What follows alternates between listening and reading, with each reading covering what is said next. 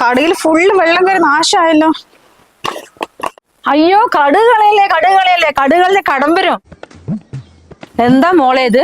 വീട്ടിലാരും പറഞ്ഞു തന്നിട്ടില്ല? എന്റെ വീട്ടിൽ ഒരു തരി കടുക് പോലും കളയില്ല. പിന്നെ വാഞ്ചേച്ചി എന്തിനാ വന്നുവെച്ചാ ഒരു 2000 രൂപ കടം കൊടുക്കണ്ടോ മോളുടെ അടുത്ത്? അതാ ഗോവിന്ദൻ നായരോട് സുധായിട്ട് 50,000 രൂപ കടം വാങ്ങിച്ചിട്ടുണ്ട്. അത് മാസം മാസം പലിശ 2000 കെട്ടിയിട്ടില്ലെങ്കിൽ അയാൾ വീട്ടിൽ വരും. ഇന്നൊരു അടവുകാരൻ വരുന്നുണ്ട്.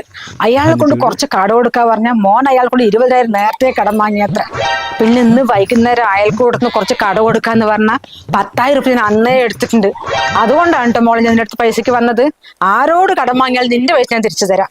അത് സാരമില്ല ചേച്ചി, ഇപ്പൊ ക്യാഷ് ആയിട്ട് എന്റെ അടുത്തില്ല. ഞാൻ അയൽക്കൂട്ടത്തിലേക്ക് വരുമ്പോഴേ ATM 2000 രൂപ എടുത്തു തരാം. അത് മതി മോളെ. പിന്നെ മോളെ കടുക് കളയരുത്, കടം വരും കേട്ടോ.